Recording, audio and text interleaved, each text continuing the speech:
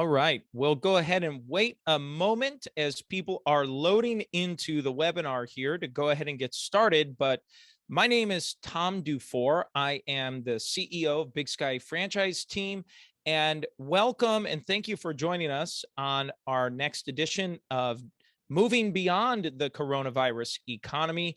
And today's session, which we've been doing now for several months, we do a monthly session on what's happening in franchise sales and marketing trends. What are we seeing happening? What's going on? Where are things going? We like to start with some macro events that are happening in the world today. What's happening? What are we seeing? And how are we seeing this trickle down into franchising? What's happening there? So we're going to talk about a lot of things that are going on, as some pretty normal things that we talk about for some macroeconomic indicators, and then some really interesting things that have come out since our last session mid-September about what's going on with some things in franchising, which are, I think, pretty interesting. So I am going to go ahead and share my screen. And if you're new to us today or just joining for a while, or maybe just as a reminder, if you have any questions, if you have anything that you'd like to share, go ahead, hit the raise hand feature, type it into the chat box. I'll do my best to address it while we're talking. These generally are small live group sessions, and we can get this going right away. So the first place I always like to start for our sessions is on what's happening in the manufacturing segment. I always like to start here. This is the Institute for Supply Management report on business, and this is called the PMI, or Purchasing Managers Index. Excuse me. And this is going to be focused on manufacturing, and then we'll take a look at it. A couple other reports that's put out by the Institute for Supply Management. So first thing to take note of, and I'll zoom in a little bit here, is that the Purchasing Managers Index for the month of September, which again, this report was released, I think, October 8th or something. I mean, this is recent here within the last week, 10 days or so. But it says here that manufacturing grew in September as the manufacturing PMI registered 61.1%, 1.2 percentage points higher than the August reading of 59.9%. All 10 indexes were positive this period, which is interesting. So that's all of these different indexes here: manufacturing, new orders, production, employment, supplier deliveries, inventories, customers, deliveries, prices, backlog of orders, new export, imports, overall economy, what's happening and the change. It's growing. Everything is showing that this is growing. What's interesting here, direction, if you look at prices here, shows that prices are increasing. Customers' inventory is too low. Basically, everything is in demand. So this is a leading indicator for you. So as you're talking to your team, making decisions for your company, what does this mean? Well, to me, what this says, and I'm not an economist, but there's some general information that you can pull from this, that this tends to be a leading indicator. So 6, 12, 18 months from now means that things are probably still going to be churning in a positive direction for the economy. When it says here, reading above 50% indicates that the manufacturing economy is generally expanding. Below 50% indicates that it's generally contracting. So manufacturing has a significant impact on the overall economy, albeit a smaller percentage of the economy. The trickle effect from it, or ripple effect, I should say, from manufacturing is significant. Number 2 here from the Institute of Supply Management is the Services Index. As you can see, the Purchasing Managers Index is at 61.9%. In September, the Services PMI registers 61.9%, a 0.2 percentage point increase compared to the August figure of 61.7%. This reading indicates the services sector grew for the 16th consecutive month after 2 months of contraction and 122 months of growth before that.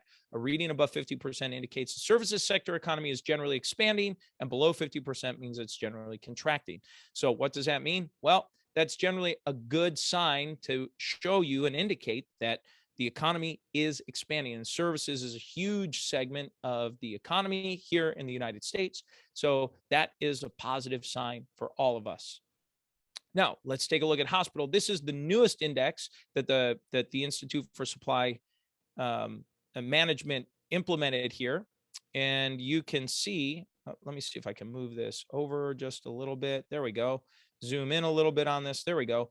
So the PMI here is at 60.6%. Economic activity in the hospital subsector grew in September for the 16th consecutive month, say the nation's hospital supply executives in the latest hospital ISM report on business.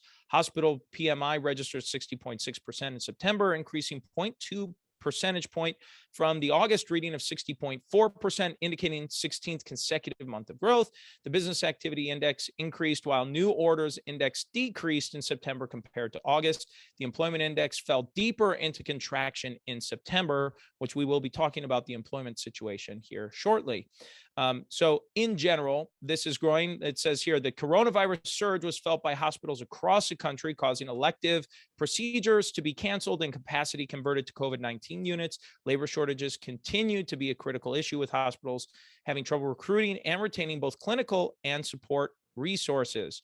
So anyway, just things for you to be aware of and know that, these are growing pains, right? And these are all growth pains that we're seeing here, at least in my opinion and impression. So this brought up that idea of employment, and it is the number one challenge I am hearing from my clients and from our clients all across the country. It doesn't matter what kind of business they're in, where they're located. It has made no difference from Seattle to Miami to the middle of the country and so on. We're seeing employment issues continue to be a challenge. So this is from the Bureau of Labor and Statistics, and this is the current unemployment report as of Friday, October 8th.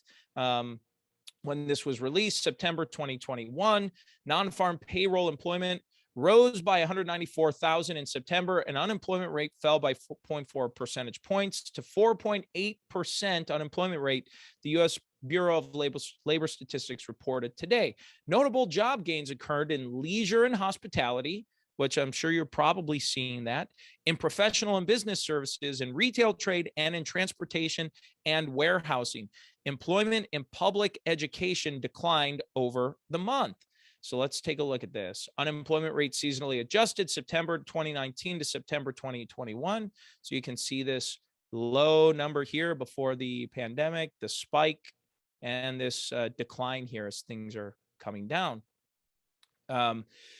So the unemployment rate fell by 4.4%. The number of unemployed persons fell by 710,000 to 7.7 million. Both measures are down considerably from their highs at the end of the February to April 2020 recession. However, they remain above their levels prior to the coronavirus pandemic of 3.5% and 5.7 million respectively. So we still have 2 million unemployed people compared to 5.7 million, and the unemployment rate are active job seekers. So, but I know companies are hiring everywhere you look. If you just drive around, I'm sure your area, you probably see help wanted signs, now hiring signs everywhere. And the word that I'm receiving from our clients and even with our own businesses that we're involved with is it is a challenge to find staff and employees in any capacity, whether it's senior level, entry level, skilled, unskilled. We're seeing the challenges across the board. So one thing I want to bring up here is a slight promotion here. They didn't put me up to this, but I just think this is a helpful resource. The International Franchise Association has been running labor and hiring webinar series. So just so that you know, if you go to the International Franchise Association, they've got several things coming up here. The most recent one, we have September 29th, there was one called Retaining, Hiring, and Reactivating Talent.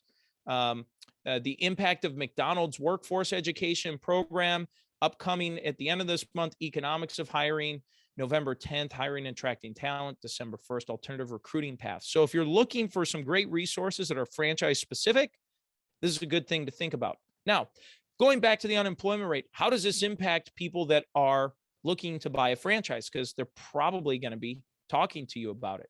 Well, in my opinion, what I might suggest or say to them is to say, well, first and foremost, this is an issue that's going to this is a national issue. And I think, in my opinion, it's almost a crisis. I mean, this is a real issue right now of companies being able to find employees and staff and keep people. And employees know that, especially any employee that is average to better than average, they are in demand. So they can go almost anywhere to find a comparable job and see if they can maybe find better benefits, better work-life balance, whatever it is they're interested in. So as a franchise sales professional or a franchisor, when you're talking to prospective franchisees or you're having those discovery days, you should be making sure you're talking about how your franchise system is helping the franchisees navigate and move through this hiring situation. What are you doing? How are you helping them to find and retain talent? What recommendations are you building out? And that's part of the reason, I'm going to go back to this, why the IFA is highlighting the impact of McDonald's workforce education. And why they talked about that is what McDonald's has done in trying to handle this. So maybe some things you can learn from that, but you should have something there that you can be talking about with your franchisees and prospective franchisees to have an answer to that solution. Even if they're not talking about it, they're thinking it. There's no doubt. It's in the news. It's being talked about in business circles and business communities. It is definitely a subject. And just looking around, if they're thinking about opening a whatever kind of franchise it is, you're generally going to need to have staff and people to run that. Unless maybe you have a franchise, or if you're a franchise broker, you might have a business where you are maybe a solopreneur operating that franchise, and maybe that's your play on that. So just tossing that out there. Okay, let's talk about supply chain, because this still is, I'd say labor crisis might be, has moved into what appears to be maybe the number one slot in terms of concern for franchise, for owners and small business owners in the franchise community. And then I would say the supply chain is still there, maybe number 2 or 3 on that list. And so what's going on? Well, just to let you know, the U.S. Chamber of Commerce member companies announced new efforts to tackle supply chain crisis following a White House meeting. And this was just released on Wednesday at 2:00 this week. So the U.S. Chamber is advocating with the administration to try and do something to help support supply chain, this supply chain crisis that's happening and what's going on there. And as luck would have it, this just came out. I saw this on a heading here today, that supply chain backlog to last until summer of next year, despite 24/7 operating hours. So President Biden just announced on Wednesday, maybe shortly after his meeting with the U.S. Chamber of Commerce, timing is sure would indicate that, or right around that time period, that he's going to allow the Port of Los Angeles and the Port of Long Beach to operate 24 hours a day, 7 days a week, and continue that until the summer of 2022. Even with that, the backlog is still expected to continue. Now, why are we talking about these two ports, might you say? Port of Los Angeles, Port of Long Beach? Well, as it says right down here, these two ports account for 40% of all imports into the United States every year. So that's 40% of the backlog that's happening. So I think that's a really important point to be talking about, is that if the two largest ports bringing in 40% of imports are increasing capacity to process goods getting brought into the U.S., hopefully, fingers crossed, that means this backlog of supply and this backlog of goods will start to crack and soften just a little bit. And that's what it seems like it's going to be doing. Although we may be looking at another 6, 9, 12 months of this potentially, until we kind of get caught up on what's been going on. So how does this impact what you're doing on franchise sales efforts? Well, if you are in a business, you need to be reminded, if you're in a business that requires inventory, especially goods from overseas, you need to be telling your franchisees, you need to get those orders in now. And you need to order, maybe over order, which could always be a little challenging for franchisees because they're managing their budget. However, if they open for business and they don't have inventory, that's a worse situation to be in. So when you're talking to your prospective franchisees or candidates, be thinking about how you're recommending or advising them and using this information. Again, this is not to be manipulative. We do not want to manipulate prospective franchisees, but it would be disingenuous to not share this information with them, to say to the candidates, to say, Mr. or Mrs. franchise buyer, there is a real shortage for supply in our industry. Here are the items or the products that our franchisees and our system are backlogged on. So if you're getting in, you need to get in now and get these orders in now or early so that when you open for your business, you have product. So encourage them to be taking steps to be doing that now. Okay, I'm going to reshare my screen again and jump back to this really cool report that the IFA released September 21st, 2021. I have not had a chance to go through this in depth. It is a huge report, but the International Franchise Association and Oxford Economics released a new franchise report. It is really cool, some of the data. I'm going to zoom in here and I'll read some of the highlights here. But this is a quote here from Matthew Haller, the president and CEO of the International Franchise Association. It says, today's report shows how important franchisees are to driving our economy forward as we recover from the COVID-19 pandemic. The advantages of the franchise model are undeniable. And here are some of the undeniable components here. Look at what they gathered out of this report. It reports sales are 1.8 times as large as comparable non-franchise establishments on average. So we're going to stop at this sentence first.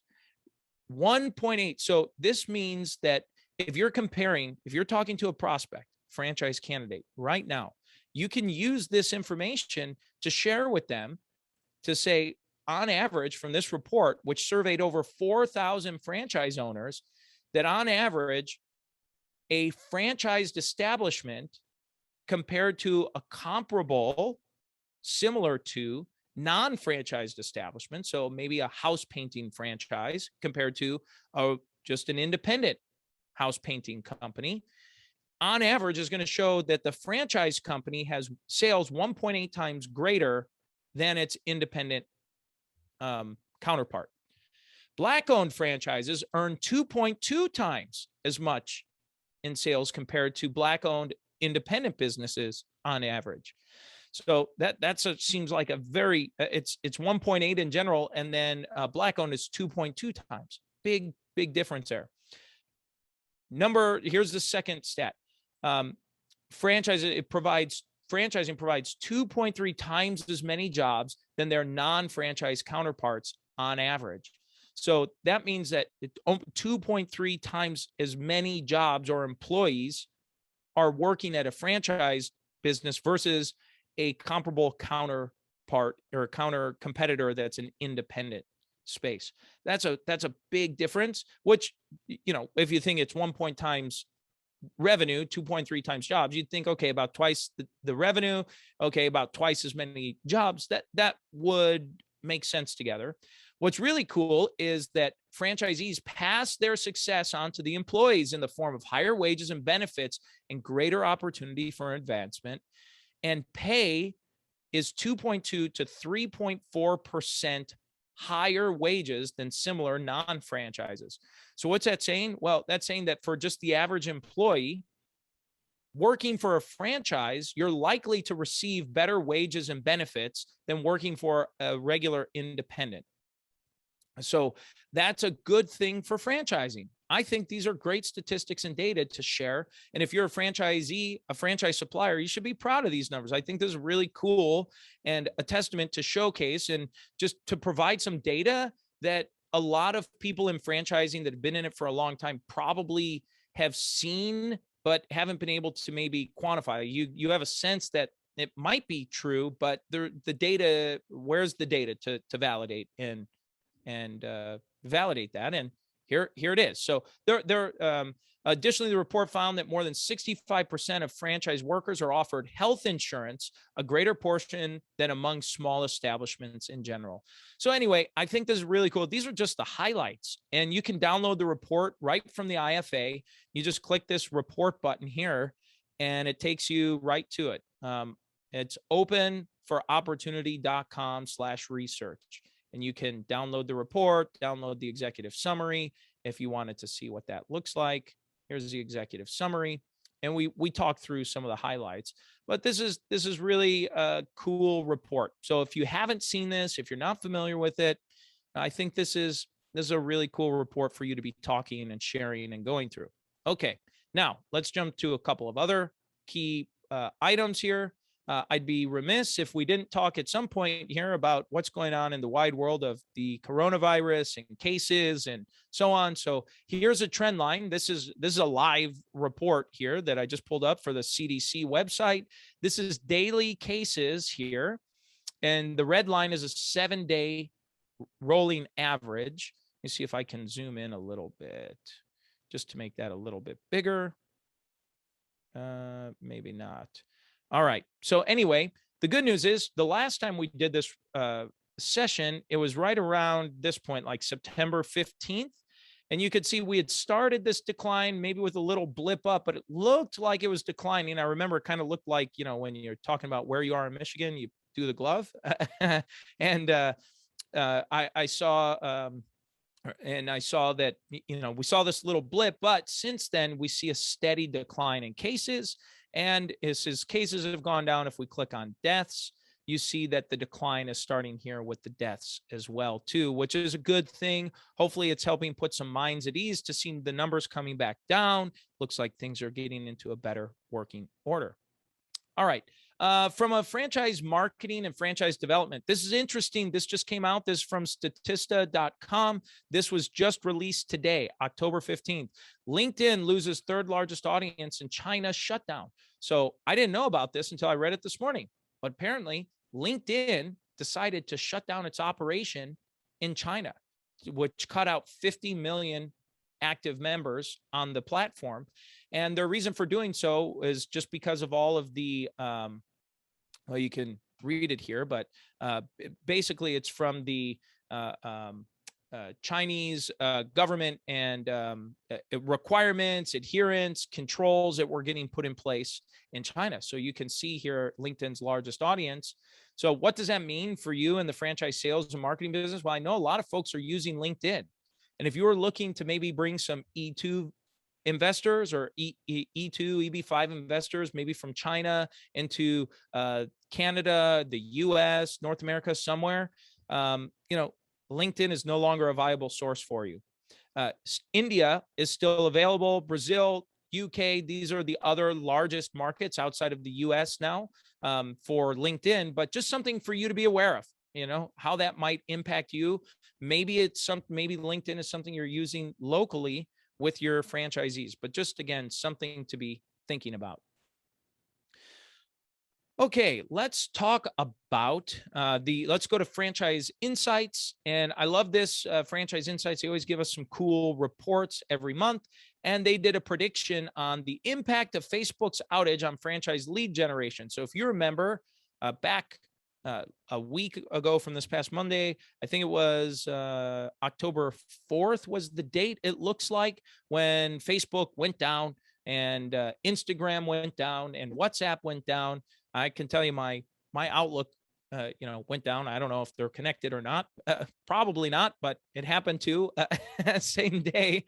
But what's really interesting is Franchise Insights gave us a prediction to show they're predicting that your Facebook ads are going to be down by about 8. They're going to be down from 90% of expect fewer leads. So about 84% of folks are expecting fewer leads in October through Facebook and Instagram ads. So, is that blip on the radar going to be a blip, or is it going to be more than that? And how is that going to be impacting your business? Maybe you didn't even notice in your franchise development efforts on that Monday because it was maybe another manic Monday, but just something for you to be thinking about there. All right. Now we're going to jump into the Small Business Startup Sentiment Index. I love this report that's put out by by the Small Business Startup Sentiment Index, put out by Franchise Ventures. This is such a cool report that they do every month. I think it's really helpful for franchise professionals to be using this. This came out October 6th of 2021. So what are some takeaways here? Well, here's one key question they ask every month. Is now a good time to start a business? And it's the green is agree, the blue is strongly agree.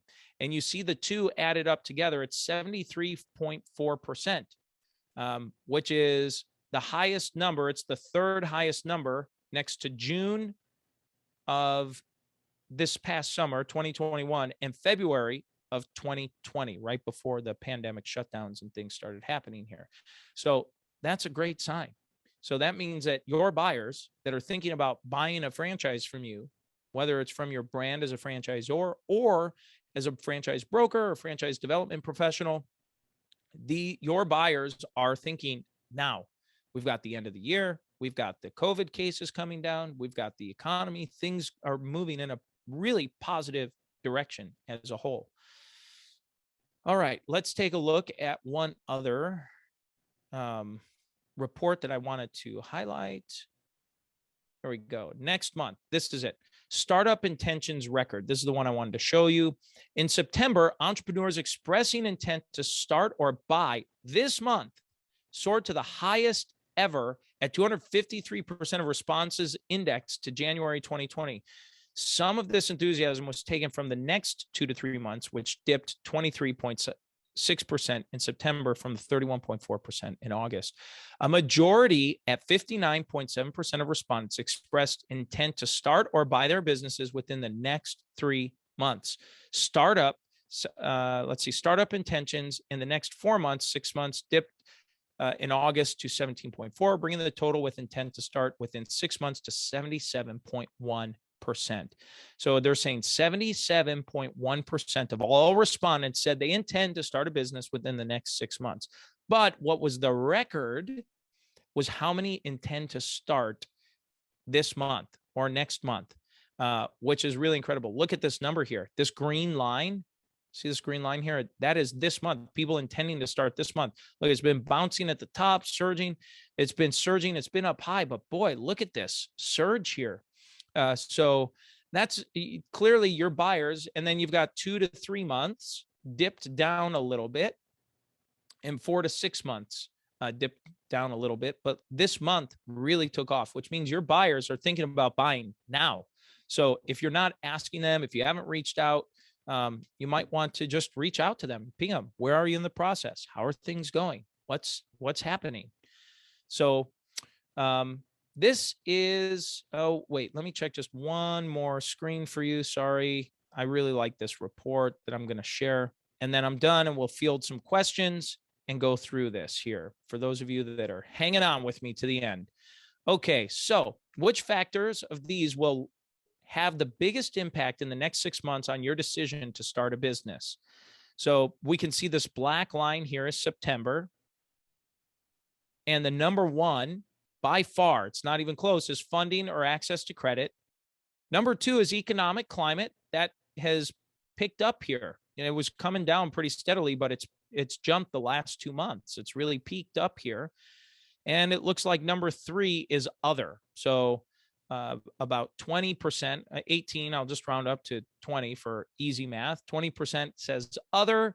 And then these here are really showing significant increase. So funding or access to credit, and then the economic compliance, and then kind of everything else is, a concern, but clearly these two are far above and away. So what does that mean? Well, if you're not providing or coming up with a solution for funding, at least some options to help them secure funding, find some great referral partners.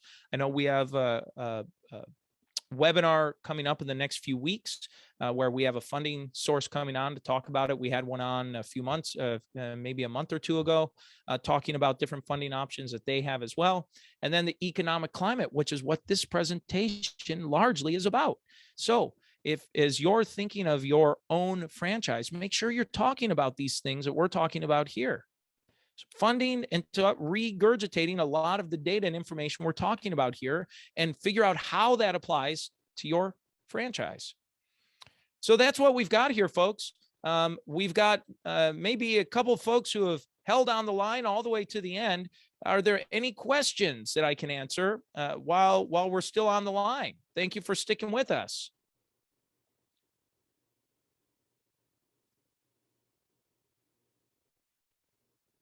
All right. Well, I am not seeing any questions, comments, concerns come through. So, with that being said, thank you all for being here. Happy October 15th. Glad for you to be here. Enjoy your weekend. And if you have not, by the way, subscribe to our podcast. Check us out at multiplyyoursuccess.com. And thank you, everyone. Have a great weekend.